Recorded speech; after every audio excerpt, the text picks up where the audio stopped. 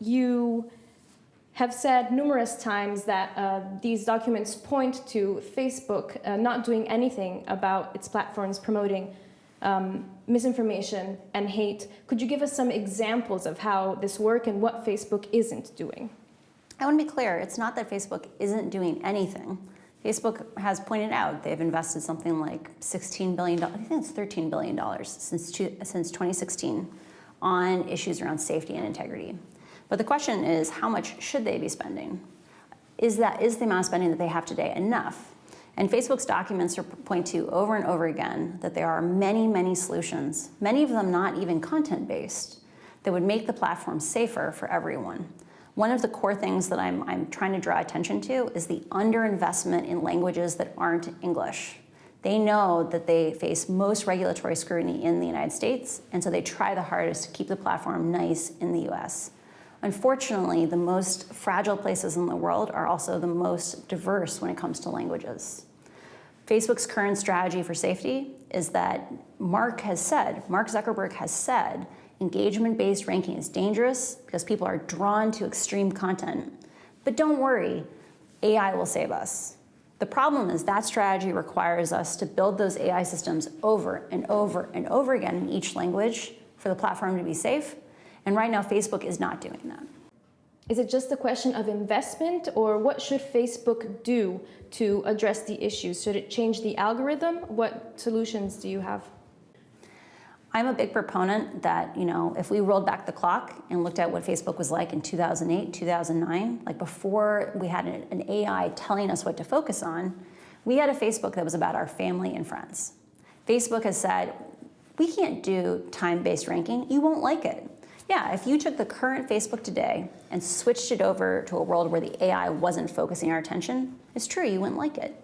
But if we redesign the platforms with the idea that they should be human scale, not mega scale with an AI focusing us around, those would be platforms that were about our family and friends. We could enjoy them, and they would be a lot safer.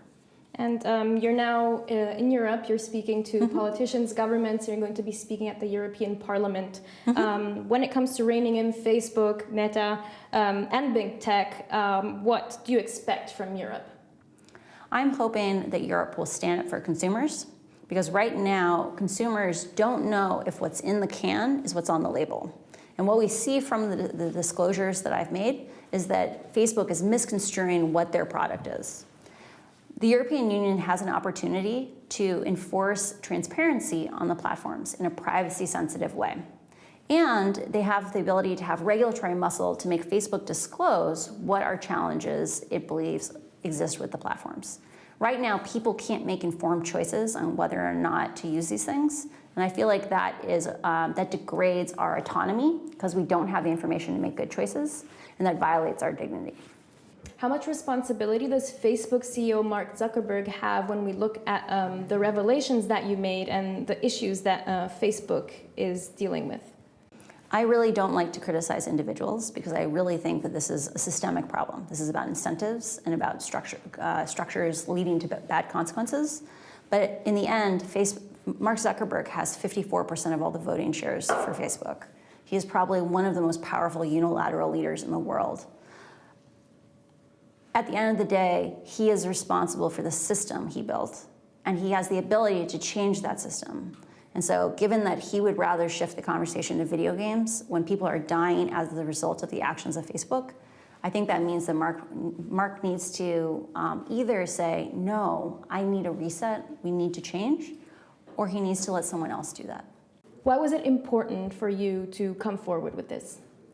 I saw a pattern of behavior where I believed there was no chance that Facebook would be able to solve these problems in isolation, that there were too many organizational pressures, the incentives were misaligned, and I knew that if I didn't do something, and I saw what I feared was going to happen continue to unfurl, and like Ethiopia announced a state of crisis yesterday because the situation there has decayed so much.